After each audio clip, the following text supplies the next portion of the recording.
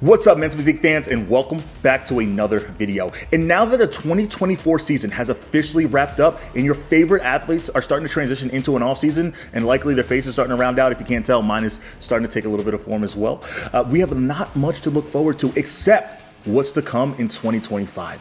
But the very first show of the season, the Arnold Classic list, has officially come out, and it's safe to say this one's going to be a battle.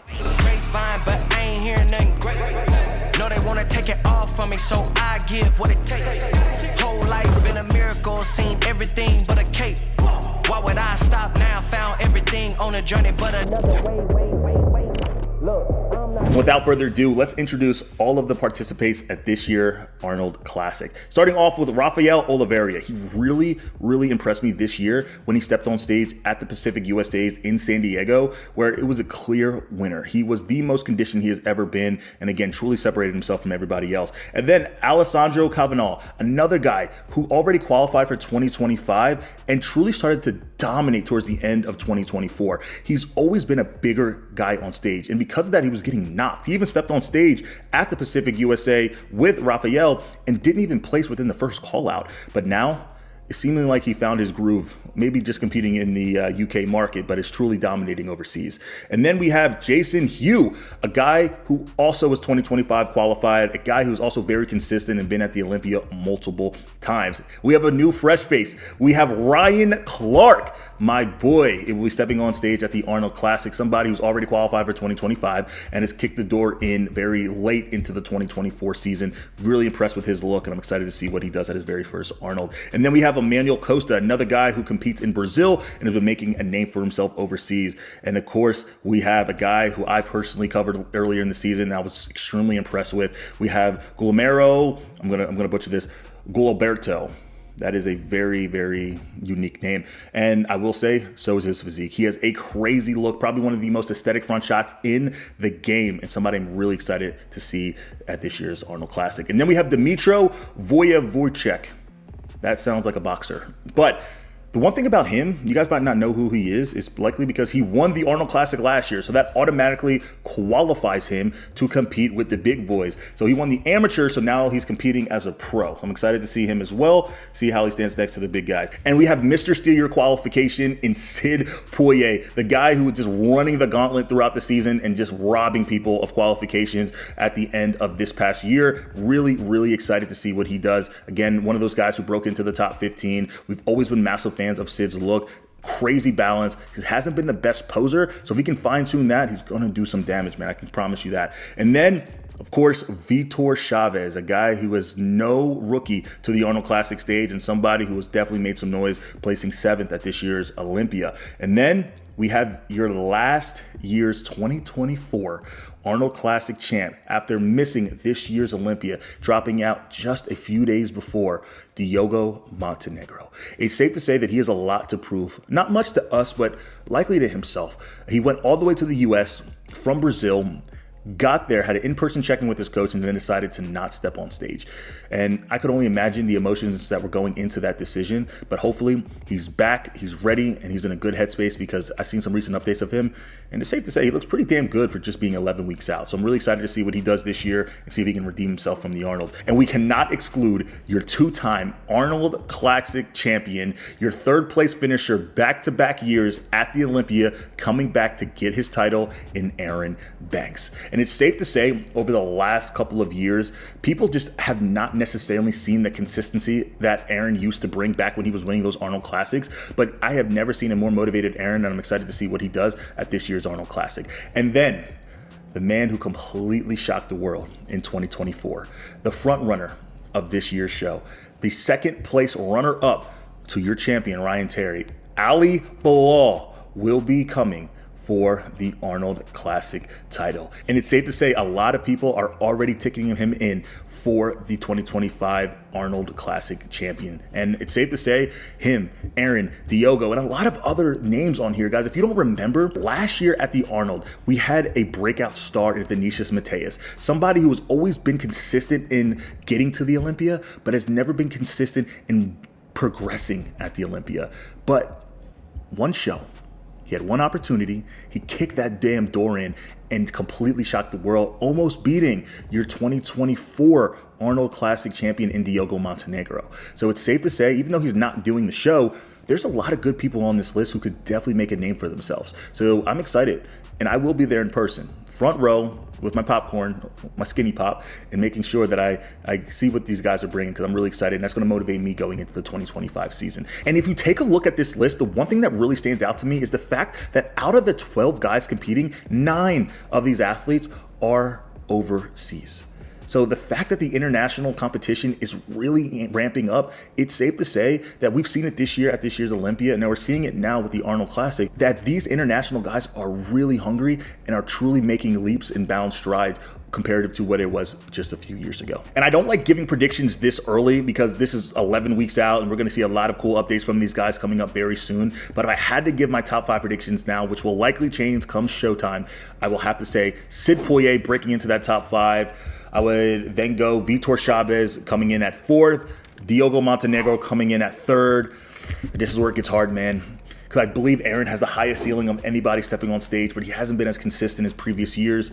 So if I had to go based off of history, I have to say Ali Bilal coming in at your number 1 spot, and then Aaron Banks coming in at a very close 2nd spot. But I'm telling you guys right now, that's going to be the battle to look out for, because if Ali Bilal can stay as consistent as he's been in 2023 or 2024, but continues to get better, I don't see how many people can beat him, but the thing is, he doesn't have a lot of room, if any room at all, to improve on the weight cap. But Aaron has tons of room. So if he takes this season and truly focuses on bringing the best version of him, I don't know, man. I think Aaron can take it. But for right now, I'm leaning more towards Ali, but I'm excited to see how Aaron progresses over these next 11 weeks.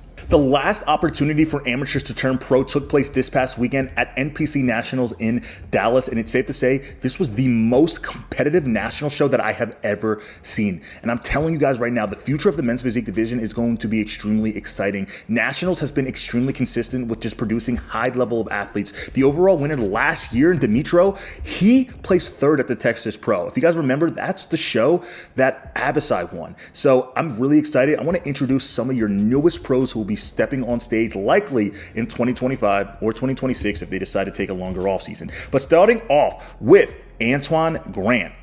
Then we have Brian Luguera. Guys, let me take a quick second. Brian has had an amazing story.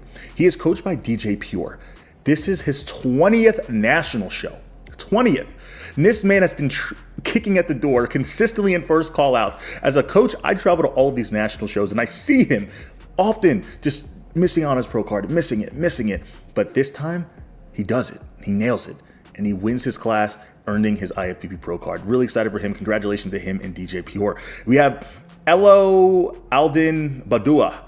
Hopefully I didn't butcher your name, brother. Sounds like I did, but congratulations. We have Javion Williams, Raymond Williams, and then Javion Wilson. I'm not gonna disrespect y'all. Congratulations. And then we have Trey Jackson, Weston McDonald, Avery Burns McDonald, and then Billy Mertz. Fun fact about Billy.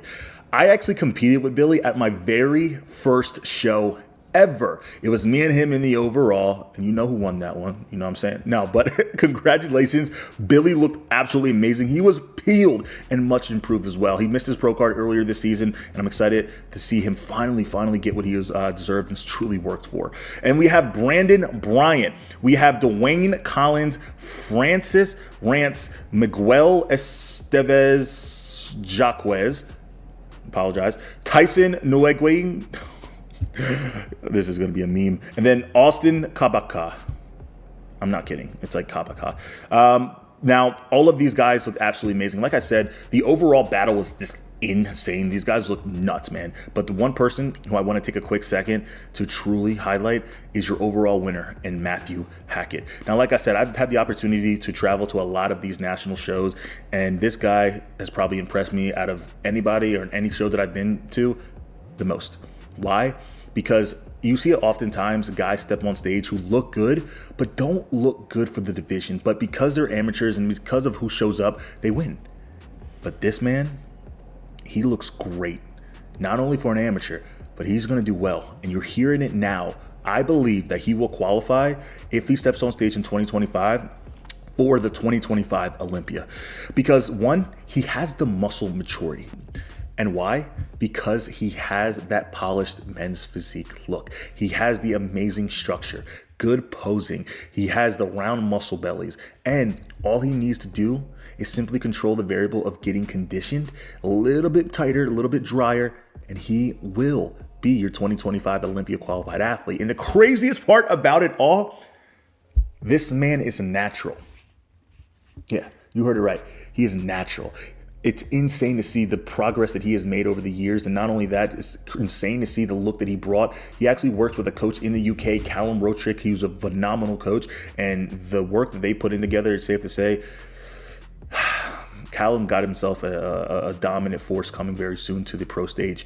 And again, very balanced from front to back, great overall presentation, good, just clean men's physique look. You see the cheekbones is diced in, but if he just needs to work on that conditioning a little bit drier, which if he does go to the dark side, guys, I'm telling y'all right now, man, tap out, because this man shows up, it's going to be a problem. But congratulations, man. He looked absolutely insane. I'm excited to see him at the pro stage. We have breaking news from the vice president himself in Tyler Mannion announcing that there's going to be a new division added to the NPC and very soon the IFBB called the Fit Model Division. Now, I don't know if this is just me, but when you hear that name, doesn't it kind of sound like a division that would be introduced on the male side under like men's physique? They've already talked about how big the men's physique athletes are getting. They try to put a cap on it by putting an actual weight cap and all of these things, right? But nonetheless, we're gonna play the video that Tyler Mannion just released and see exactly what he has to say about this new female division. And I have some very exciting news to share with everybody today. So starting in 2025, the NPC and NPC Worldwide is going to be adding a new division. This division will be called the Fit Model Division. Now, what is the purpose of this division and what are we looking for? So the purpose of this division is to really create the most entry-level division on our women's side of the sport. Basically, we want to go back for this division. We want the peak look to be what Ashley Kaltwasser looked like when she won the Olympia in 2015. We'll put up the pictures here as guidance as well. So what we're looking for in this division is obviously less muscle and less development than you would see in the bikini division. Basically, you still need a small amount of muscle that gives nice shape. We're going to be looking for balance between the upper and the lower body, but the conditioning will be less than bikini. We don't want to see even really a slight separation anywhere in the physique. So first thoughts, it sounds like they're just trying to lower the bar of entry for the common day person to come in and step on stage in the NPC. Now, I first have to take a look at this in a multitude of different realms, right? There is the business sense, there is the fan sense, and then of course there's the athlete sense. From a business sense, this makes a lot of sense. Why? More competitors, more athletes, more money, but from the fans' perspective, I can also see where it's likely a chance that as fans, we will literally like to pay attention. Even though we respect, we want to focus on, watching one or two divisions.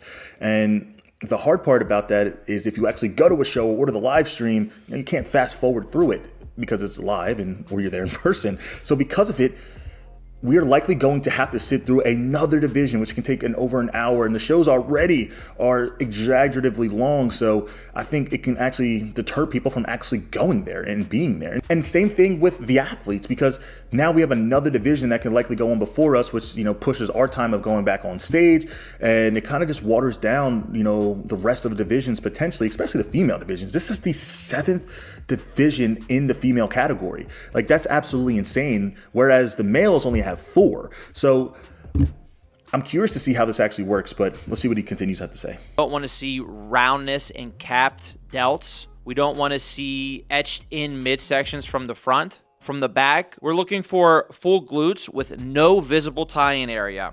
Okay, but the glutes should still be firm when doing the model walk to the back of the stage. So we still want to see firm glutes and some glute development, but not what we're seeing with, obviously, top level bikini pros. Okay, so from a coach's perspective, as somebody who loves coaching bikini athletes, who have had a lot of success coaching bikini athletes, but it took time to learn exactly what the judges were looking for, I feel like this could also add another layer, because this isn't like classic in men's physique, right? It's very clear, at least to the majority, where you can see a classic guy compared to a men's physique guy, relative. And then when it comes to this division, I feel like the bikini division and now the fit model division is so slight. Now, don't get me wrong. The bikini competitors work their asses off and they look great and they're lean. But I'm curious to see what they reward for this fit model division, because elite level fit models, what if they look like the worst, IFBB Pro bikini competitor? That's where it gets hard. Like, what's too lean? What's too soft? It was kind of the very, similar issue with bikini when it first came out. But I'm curious to see where this, goes, because I'm all about growing the division. I just don't want to water down the other divisions. But again, the biggest issue from the coach's perspective is, bringing in somebody who might look more fit model ready versus IFBB Pro Olympia bikini ready level. So it's really going to be cool to see at the Olympia stage in 2026, what is that champion who's being crowned in the fit model division versus the bikini overall. I want to see, clear tie-ins. We don't want to see a lot of development to the glutes. So we want firm glutes, some development to the glutes. Obviously, conditioning from the back as well. We're not looking for those cap shoulders from the back. Don't want to see that. We don't want to see etched in hamstrings. Really, hamstrings should not be visible at all. Like I said, we're not seeing separation. So even tie-ins, the tie-in area should not be visible. Okay, so this might be bad saying, but I know at least 10 fitness influencers right now, year round, who could walk on stage and probably do extremely well in this new category. Maybe we just started an influencer league. We just want firm glutes here. Basically, what you would see on an old school fitness magazine cover of a fitness model, this is what we want to see in this division. The front pose is going to be a little bit different. It's kind of going to be like what the bikini front pose used to be back in the day. Again, the picture of Ashley. The front pose is going to be like it used to be back in the day for bikini. You'll have one foot in front of the other. The hips will be slightly tilted. Again, we're looking from balance from top to bottom here. We're not looking for hourglass shape and other things that we look for in bikini. So this is going to be different from bikini. The back pose will be the same, basically the same kind of back pose as the bikini division, except we're looking for different things. What we're planning to do is this is going to be implemented at all NPC shows in 2025, and then IFBB Pro shows will start up in 2026. So this means, yes, at pro qualifiers in 2025, this division is going to be offered at those shows. Okay, so that's pretty cool. So they're going to basically dip their toe in 2025, which is right around the corner, which is we're literally going to figure out how this division does very, very soon.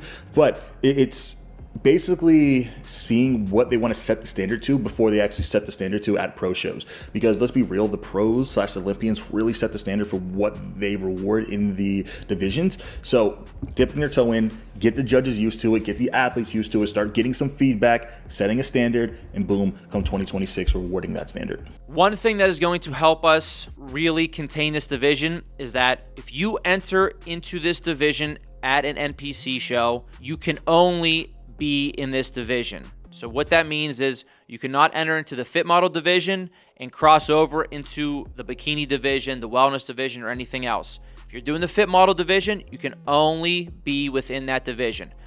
Okay, I really love that they're setting that standard, because if you really want to differ the fit model division from the bikini division, you can't have people transition from one to another. Like in men's physique, you'll have men's physique sometimes do classic, or classic go back to men's physique. And I've seen shows where classic guys win that overall, they win men's physique overall, they win bodybuilding overall. I will never forget seeing that at a show. And I was like, what's the standard?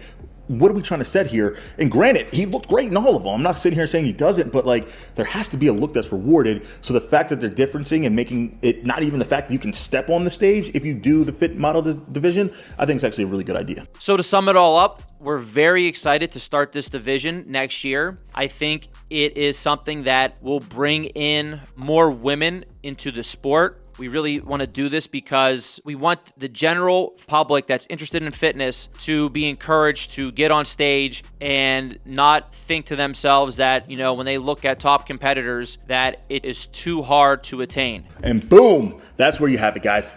It was a business decision, which you cannot be mad at. you can't be mad at. Hey, more eyeballs, right? What, more viewers, more people in the stands. I think that all means more eyeballs, but you get what I'm trying to say. More attention means more money. More money means more money for us. We want more money. More money. All right, so again, this was a business decision. At the end of the day, it was a decision that was made very similar to how the men's physique division was originally created, and same thing with the bikini division. And when that first happened, a lot of people weren't happy. A lot. So because of that, oh shit, I remember my dad not even being happy. But with that in itself, look at what those divisions are today. Bikini might be the #1 division in the fucking world. Like, how many people actually compete there? And it's safe to say, over the years, in 2016, they had 1,400 people step on stage at Nationals. This year, they had 780. Like, yes, it's a lot of people, but it's been a decline ever since 2016. And the only difference between back then was the fact that it was less muscle, less density, less conditioning, and all those things. So introducing this new division, hey, let's get more eyeballs and let's get some more money. And then same thing with the men's physique division. Who knows? They're already talking about us starting to look like classic guy in board shorts. What if they add a fit model men's division? Oh boy. Okay, yeah. It's safe to say that they're definitely trying to cause a divide, not a bad way, like just trying to draw a clear line in the sand of what's accepted for one division, what's accepted for another division. So I think that's kind of what's going on here. But I'm really curious to know what you guys think. If this is already happening for the females that have now 7 divisions, do you think this is going to happen for the male divisions, especially if it starts to succeed? And if that does take place, does that mean now the bikini athletes can kind of get a little bit bigger, a little bit more conditioned, denser, because they want to see even more of a clear divide, right? So hear me when I say this, right? The bikini division can go up, but they can't go down, because if they go down, that means they are introducing themselves into the fit model division. But if they go up, there's a big difference between the bikini competitors and, say, women's physique or figure. So there's a lot of things that are going to be answered here in 2025. Do you guys think this can potentially be a male division in the future? And if so, do you think that's going to help what we're trying to build in the men's physique division, or do you think it's truly going to hurt it? But all I know is this: I'm not mad about it. Any move that we can potentially just bring up our sport and introduce more characters into it, I think it's only going to help. Men's physique and just bodybuilding in general is such a niche community that if we can get others to join in on what we're trying to build and fall in love with the stage and fall in love under the lights and the day-to-day of what we do, it's only going to allow us to expand, not only in sport, but our personal brands. And I love that, man. So I'm all for it. I definitely think it can go left really quick, but it can also go up really quick. So I'm praying that it goes up. But you guys hear it here. I am for the division. Let's fucking go, man. And if you're out there watching it and you're a bodybuilder yourself and you're talking shit on this division, change your tune, man. Let's just try to do what we can do to speak positivity into what's going on in our league. And now that we are caught up on all things men's physique and I guess fit model division, we are now accepting clients to step on stage in the 2025 season. If you guys want to step on stage for the very first time, if you want to get your national qualification, if you guys finally want to get your damn pro card, all you guys got to do is click the link below. I can promise you this, it will not be easy. I am going to push you to become the best version of yourself. I prioritize communication. You will get a custom training plan, a custom meal plan, and everything that is required in order to be the best version of yourself. I'm excited, guys. Again, all you guys got to do, if you're interested, click the link below. Oh, and if you are looking to step on stage in the fit model division, you can also click the link below. Let's work. Manifest Competition Wear just released our final drop of the 2024 year. Code green and code red have just hit the website. And I'm telling you guys right now, these are the best board shorts that you guys will ever own. Again, the graphics are one thing, but it's the material, the way that it wraps around your body to help emphasize a X frame and just simply enhance your overall look. Again, you will not experience a better fitting board shorts and a board shirt that's simply going to give you that confidence to be the best version of yourself on stage. All you guys got to do is go to manifestcompetitionwear.com or click the link below, and I promise you guys, you will not be sorry. Thank you so much for the support here in 2024. But nonetheless, guys, I appreciate you guys. I love you guys. And until the next time, I'll see you in the next video. Peace.